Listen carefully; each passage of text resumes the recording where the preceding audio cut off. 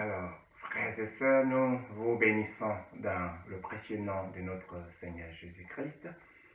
Je suis le frère Minan, nous sommes encore sur notre plateau dans le cadre de notre rubrique qui s'intitule « Connaître la vérité et la vérité vous affranchira ». Mais avant, nous allons déjà recommander ce moment entre les mains de l'Éternel, afin que Dieu, dans sa grâce, nous assiste et qu'il nous conduise. Seigneur, nous te bénissons, nous te disons merci. Merci pour ce moment glorieux au-devant de ta face pour partager ta parole. Tendre Père, dispose le cœur des uns et des autres. À l'écoute de cette parole, Éternel mon Dieu, qu'elle fleurisse dans le cœur des uns et des autres.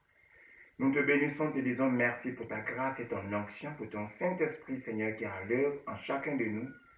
Merci pour la disposition de nos cœurs, Éternel mon Dieu, mon roi. Nous te rendons la gloire qui te revienne à toi seul, au nom puissant de Jésus-Christ. Amen. Voilà, frères et sœurs, nous vous bénissons encore dans le précieux nom de notre Seigneur Jésus-Christ. Dans le cadre de notre rubrique, en ce jour béni, qui s'intitule « Connaître la vérité et la vérité vous affranchira ».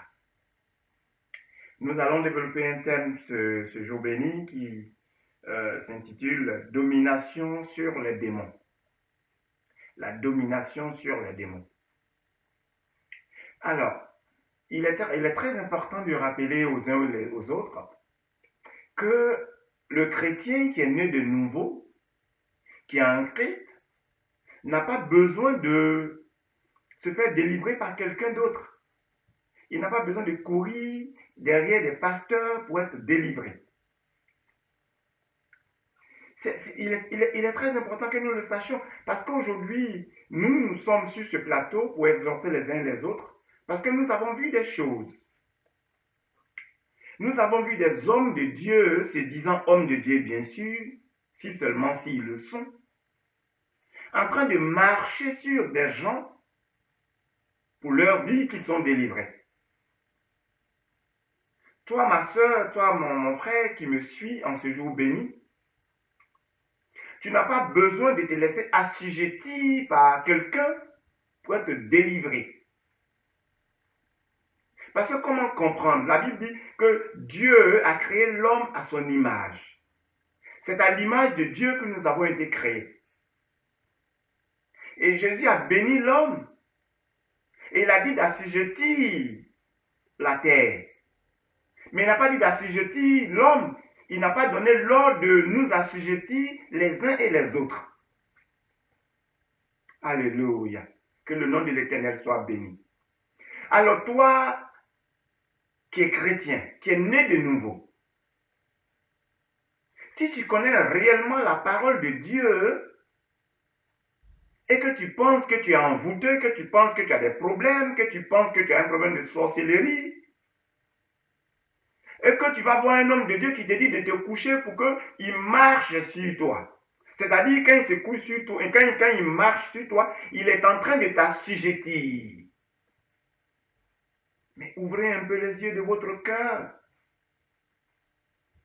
Connaissez la parole, afin que la parole vous affranchisse.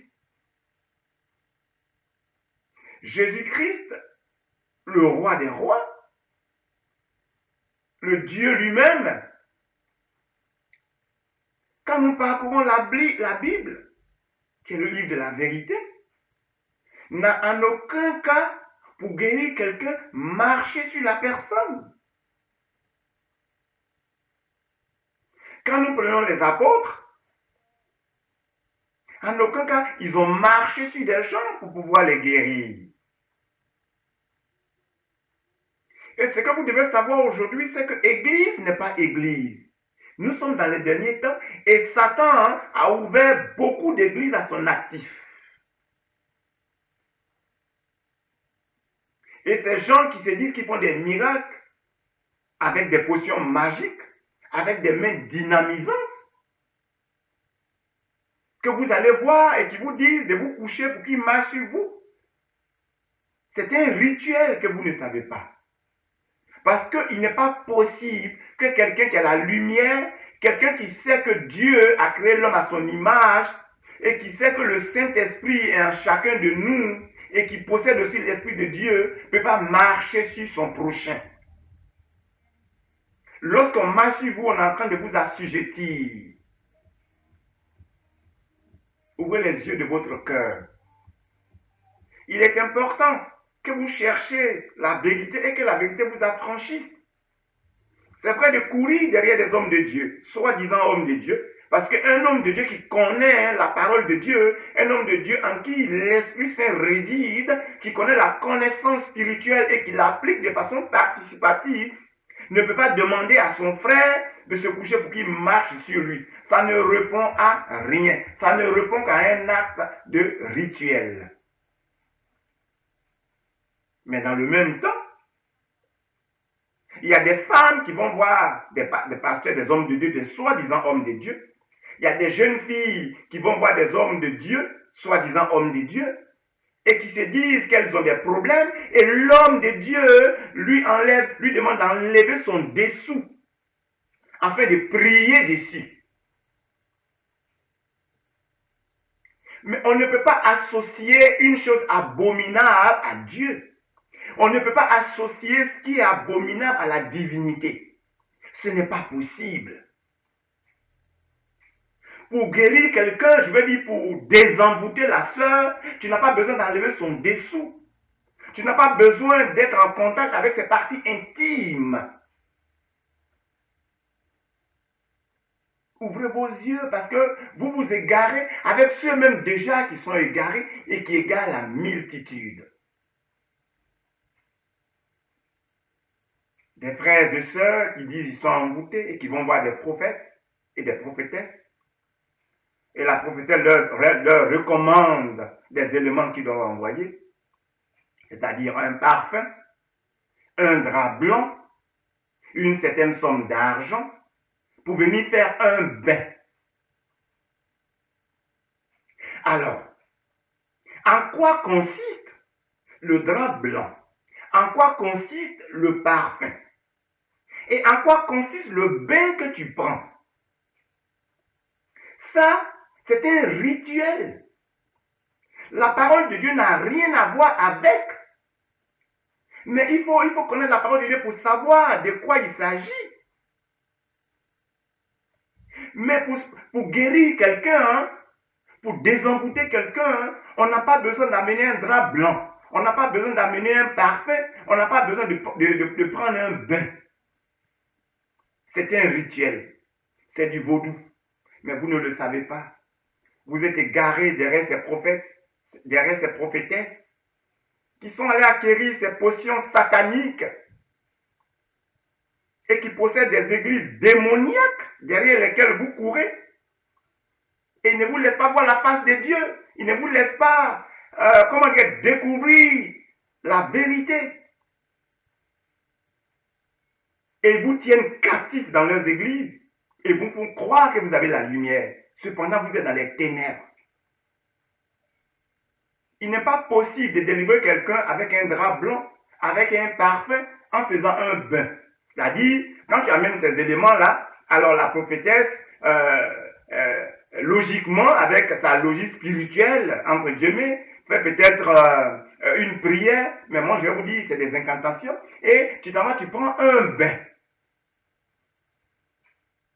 C'est très grave, mon frère, c'est très grave, ma soeur.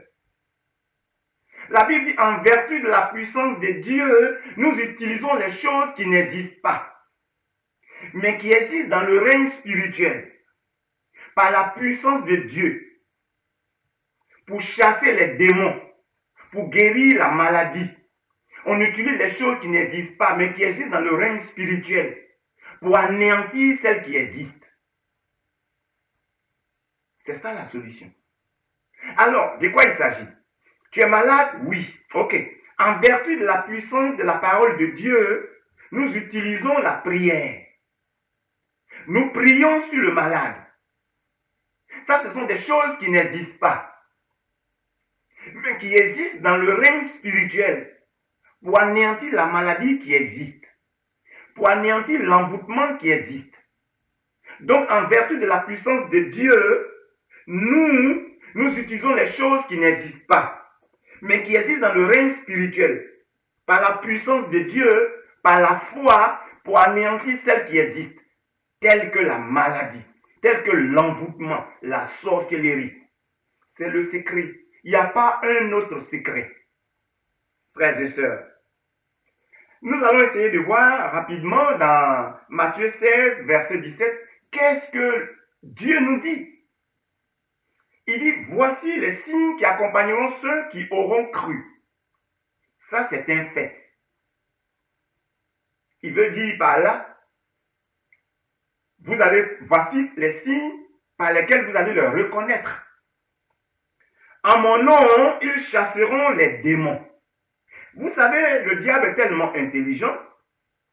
Je vais vous dire pourquoi. On va aller rapidement dans Marc 16, verset 17. Alors, nous y sommes. Alors, nous allons aller au verset 15. On va remonter un peu plus haut au verset 15. Voilà ce que la parole de Dieu nous dit. Alors, allez par tout le monde et prêchez la bonne nouvelle à toute la créature. Alors, ici, c'est un mandat. Dieu nous a mandatés d'aller de toutes les nations pour prêcher la bonne nouvelle. Il nous a mandatés. Il a mandaté chacun de nous. Alors, lorsqu'on vient au verset 16, le verset 16 nous dit, celui qui croira et qui sera baptisé sera sauvé. Mais celui qui ne croira pas sera condamné. Ça, c'est un décret. C'est un décret divin. Et donc, il continue pour dire au verset 17, voici les signes qui accompagneront ceux qui auront cru. À mon nom, ils chasseront les démons. Ils parleront de nouvelles langues. Ils saisiront des serpents. Et s'ils boivent quelque breuvage mortel, il ne leur fera point de mal. Et il continue pour dire, ils imposeront les mains aux malades et les malades seront guéris. Jésus n'a pas dit, ils marcheront sur les malades seront guéris. Alors, Jésus n'a pas dit, allez, ils prendront des draps blancs, des parfums, et ils vous feront faire des bains. Il a dit, ils imposeront les mains aux malades seront guéris. L'imposition des mains est spirituelle. Mais ça dépend qui t'impose les mains, qui prie pour toi, mon frère, ma soeur. Et c'est le problème aujourd'hui que nous avons. Parce que beaucoup courent derrière des solutions spirituelles très rapides. Et donc on veut que dès que je vais voir un pasteur, je lui dis, bon écoute, homme de Dieu, tu sais, dans mon rêve hier, j'ai vu ceci, cela. Ou bien, tu sais, homme de Dieu, j'ai perdu mon boulot, ça fait un bon moment que je ne trouve pas un autre boulot. On s'attend à ce que le pasteur nous dise, voici ce que j'ai vu en priant. C'est le charlatanisme. C'est pas comme ça que la vie de Dieu fonctionne. Ce n'est pas possible que vous allez voir l'homme de Dieu avec vos problèmes qui vous dit tout de suite, voici ce que Dieu m'a dit. Mais c'est ce que vous voulez entendre. Mais c'est pour ça qu'aujourd'hui, vous avez transformé vous-même les hommes de Dieu en des charlatans. Et chaque instant, il vous égare. Parce que vous voulez une satisfaction rapide. Mais allez donc voir les marabouts. Et c'est pour cela aujourd'hui, les hommes de Dieu ont transformé aujourd'hui la parole de Dieu en maraboutage. Nous devons arrêter cette façon de voir les choses spirituelles. Nous devons apprendre la parole de Dieu pour être indépendants. L'indépendance spirituelle, c'est à laquelle Dieu nous appelle. L'indépendance spirituelle, c'est celle que Christ nous a enseignée. Et la parole de Dieu dit que Christ en nous, l'espérance de la gloire. Le Saint-Esprit, dès que nous avons accepté Jésus, est venu habiter en nous.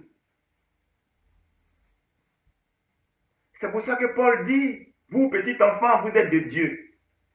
Et vous les avez vaincus parce que celui qui est en vous est plus grand que celui qui est dans le monde. Alors, si celui qui est en toi est plus grand que celui qui est dans le monde, ça dit que le Saint-Esprit en toi, Mais en vertu de quoi que tu te couches pour qu'un homme de Dieu marche sur toi, toi qui as l'Esprit de Dieu en toi. C'est-à-dire que tu as Christ en toi et tu te couches et quelqu'un d'autre vient t'assujettir. Il marche sur toi parce que tu penses que c'est là la guérison. Au nom puissant de Jésus-Christ. Soyons réveillés spirituellement. Ouvrons les yeux de notre cœur afin que nous ne continuions pas à être égarés. Pas ceux-là même qui sont déjà égarés mais qui égarent la multitude. Aujourd'hui, vous devez savoir que Satan, il est très malin. Parce que je vous ai lu tout à l'heure, il a vu le décret. Voici les signes. Alors, ça c'est un fait. Voici les signes qui accompagneront ceux qui auront cru. En mon nom, ils chasseront les démons. Et Satan a dit, ah ben dis donc, il y a déjà ce décret. La parole de Dieu. Voici les signes qui accompagneront ceux qui ont cru. En mon nom, ils chasseront les démons. Ils parleront de nouvelles langues. Ils saisiront des serpents. Et s'ils boivent quelques breuvages mortels, il ne leur arrivera rien. Ils imposeront les mains aux malades et les malades seront guéris. Et Satan a dit, mais écoute, c'est tout. Voilà la solution. Qu'est-ce qu'il faut faire? Je crée mes églises. Voilà. Puisque ce que l'homme veut, c'est la guérison rapide, c'est la manifestation lorsqu'on impose la main. Et donc, il a beaucoup d'églises aujourd'hui. Et ces pasteurs-là sont acquis à sa cause avec des mains dynamisantes, avec des sanctuaires qu'ils appellent l'église. Et vous allez dans ces églises-là, vous êtes en captivité démoniaque, vous êtes assujettis. Mais ce qui est étonnant, c'est qu'ils le font de façon visuelle. Parce que quand on dit aux personnes, à une congrégation, de se coucher, et l'homme de Dieu marche sur eux. Vous voyez la gravité de la chose. La seule fois où Jésus a marché, c'est sur les eaux. Pas sur les êtres humains. Et si tu sais que Christ est en toi, l'espérance de la gloire, en aucun cas tu vas accepter que quelqu'un d'autre vienne t'assujettir en marchant sur toi. Alléluia. Notre objectif, c'est de vous exhorter. Connaître la vérité afin que la vérité vous affranchisse. Il est important que vous vous intéressez à la chose spirituelle. Et que la parole de Dieu soit un acquis pour vous. Alors, regardez par exemple, on va essayer de voir dans Romains 8, verset 14, qu'est-ce que la parole de Dieu nous dit? Et si l'esprit de celui qui a ressuscité Jésus d'entre les morts habite en vous? L'esprit qui a ressuscité Christ d'entre les morts, s'il habite en vous, cet esprit va aussi revitaliser votre corps mortel. Mais le problème de tout un chacun, la question que je pose, en quel moment que cet esprit va habiter en vous? En quel moment? Tu médites, que tu continues de dire si, lorsque tu continues d'imposer la condition, ça dit qu'il n'est pas encore en toi. Il est important alors de s'approprier la parole de Dieu afin qu'elle se manifeste. Il est bon de méditer la parole, oui, mais il est bon de la pratiquer. Et comment on la pratique? En la possédant et en la confessant. La Bible dit, si l'esprit de celui qui a ressuscité Jésus d'entre les morts habite en vous. Mais tant que tu continueras de dire si l'esprit qui a ressuscité Jésus d'entre les morts habite en moi, ça veut dire qu'il n'habite pas encore en toi. Donc il ne peut pas revitaliser ton corps mortel. Il ne peut pas guérir ton corps mortel. Parce que cette parole n'est pas encore un acquis. Ce n'est pas un acquis. Parce que tu continues de dire si. Alors on doit passer de ce stade-là de bébé au stade de responsable chrétien pour posséder la parole de Dieu. Et pour la confesser en notre faveur, parce que c'est cela la pratique de la parole. L'esprit qui a ressuscité Christ d'entre les morts habite en moi. L'esprit qui a ressuscité Christ d'entre les morts habite en moi et cet esprit m'a régénéré mon corps. J'ai la vie de Dieu en moi, au nom puissant de Jésus. C'est ça la confession divine. C'est cette parole-là qui a des effets. après avoir pris forme dans le monde spirituel, elle se manifeste dans le monde physique. Parce que je vous ai toujours dit que la vie, elle est spirituelle. Et le monde spirituel contrôle le monde physique. Alléluia. C'est très important. Quand nous étions enfants, la Bible nous le dit dans Galates, nous étions sous les rudiments de ce monde.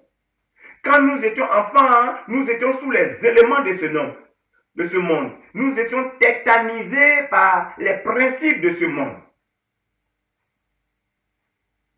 Mais la Bible dit ceux qui sont conduits par l'Esprit de Dieu sont fils de Dieu.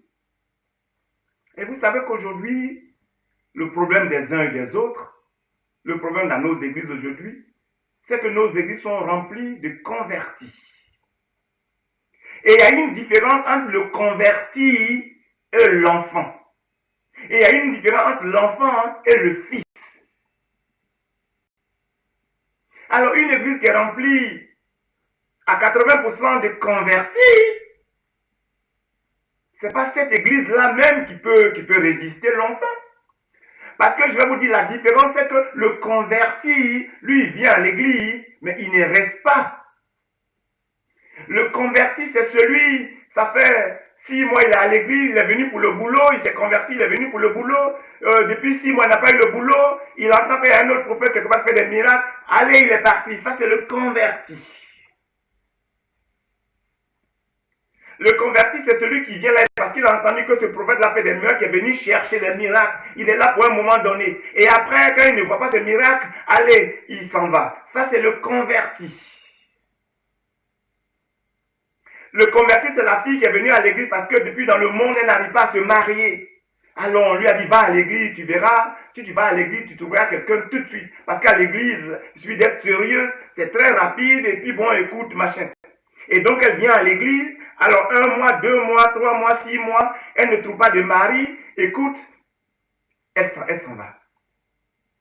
Ça, c'est le converti. Tandis que l'enfant, lui, reste dans la maison.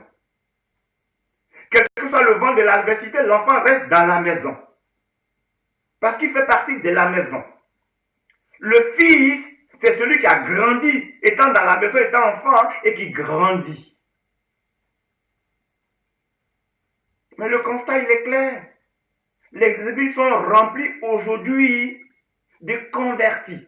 Tu peux avoir 1000 convertis dans une église, et que si tu as seulement 200 enfants ou fils, mais les 1000 convertis là partiront.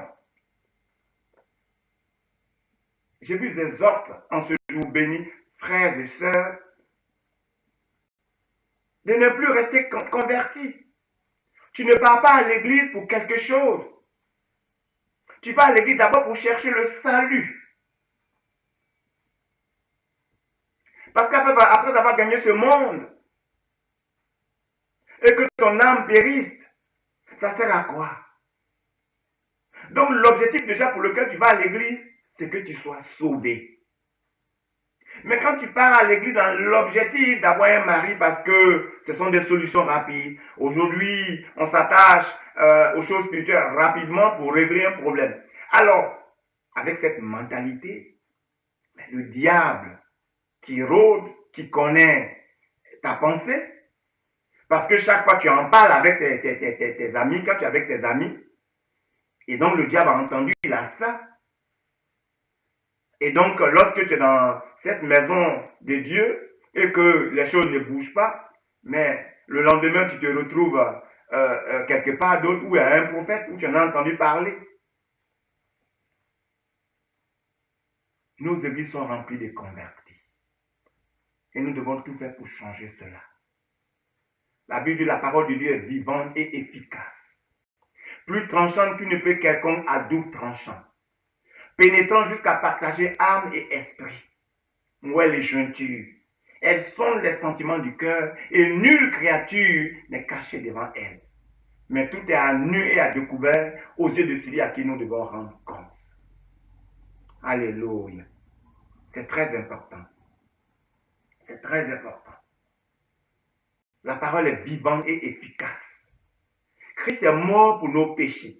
Il portait en son sein sur la croix de Golgotha toute l'humanité rachetée. Et lui faisant participer à sa mort et à sa résurrection, en vue de l'établir dans la gloire éternelle et lui fait jouir de toutes les bénédictions spirituelles dans les lieux célestes. Dieu nous fait jouir de toutes les bénédictions spirituelles dans les lieux célestes.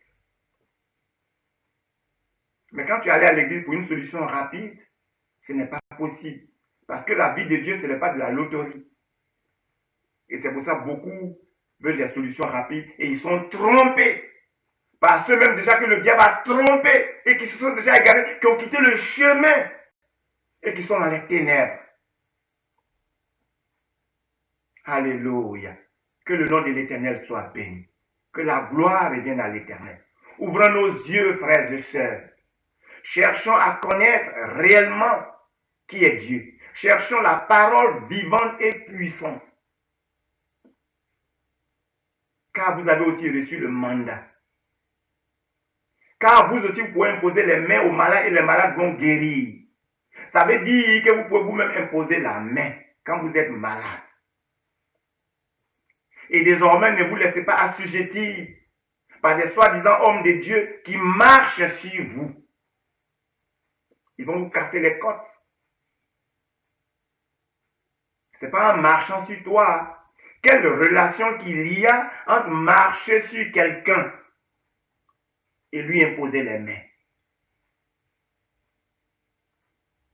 Quelle relation qu'il y a entre enlever le dessous de la femme ou de la jeune fille et lui imposer les mains?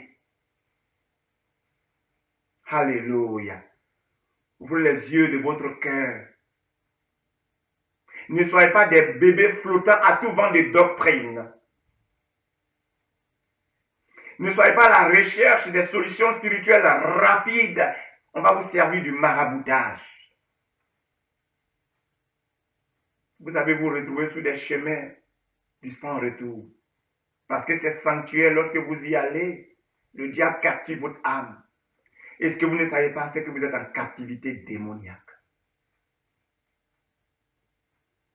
Ouvrez les yeux de votre cœur, car nous sommes dans les derniers temps. Nous sommes dans les signes des derniers temps. Nous avons aujourd'hui ces gens-là qui ont l'apparence de la piété, mais qui renient ce qui en fait la force.